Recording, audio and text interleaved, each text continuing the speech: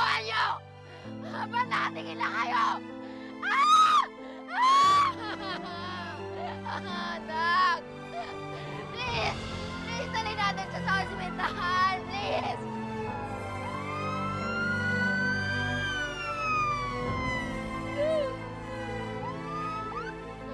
Please, dali natin siya sa ospital! Please! Bilis! Bilis! Please! Docs! Docs! Please! Docs! Please! Please! Please! Mabuhay ka! Please! Please! Please! Please! Makamit! Docs! Oh my God! Docs! Please! Docs!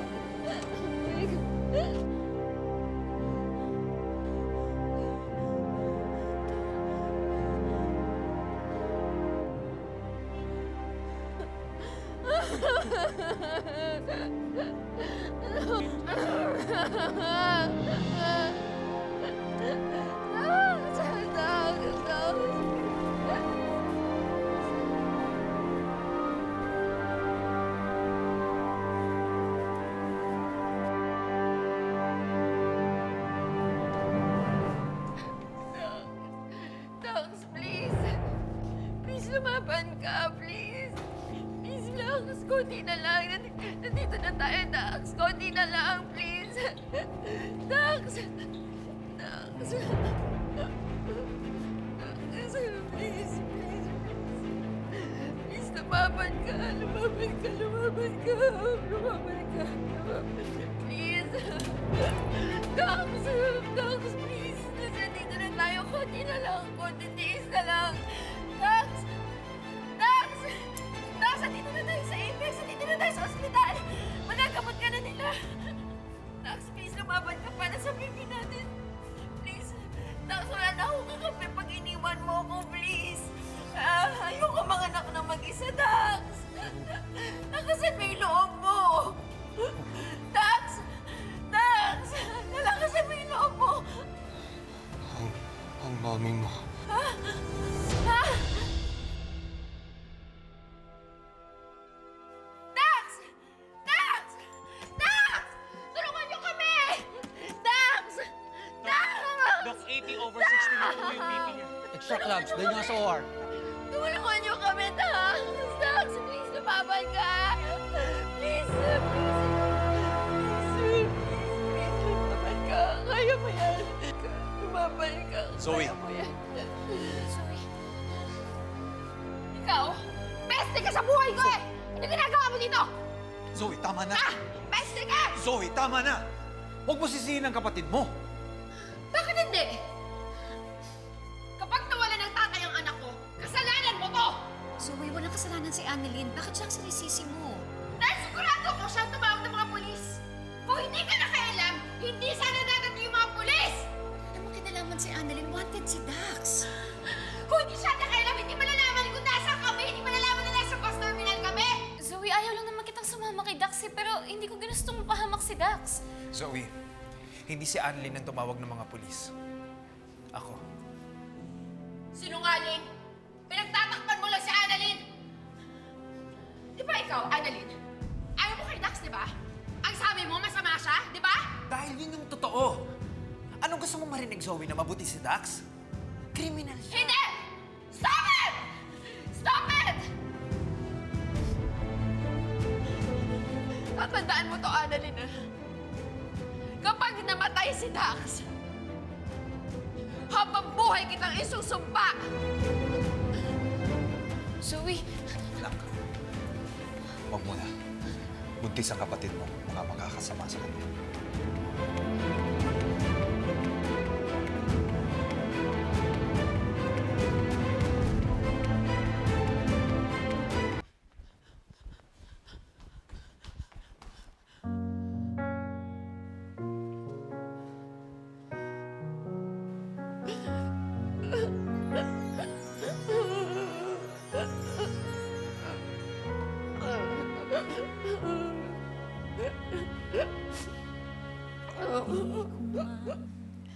Alam ko ang kapal ng mukha ko para humingi sa inyo ng tulong. Kahit na pareho kaming makasalanan ni Dax. Sabi nila, merciful ka daw, forgiving. Lord, pwede ba akong makiusap? Please. Please, let Dax live longer. Please.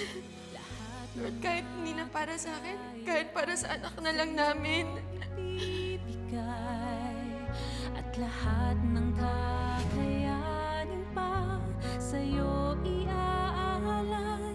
Ikaw ang aking tala sa gabi. Alam mo, ang harap ko to, yung maisayaw kita.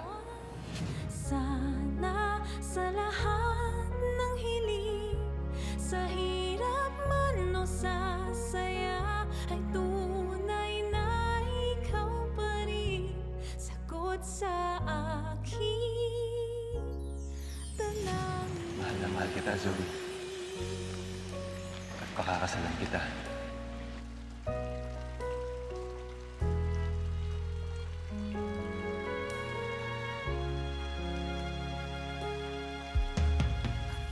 Kamay sa akin ay nagbigay kahulugan.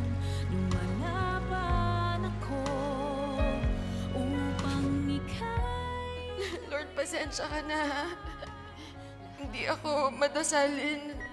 But for my child, I will do everything to make things better.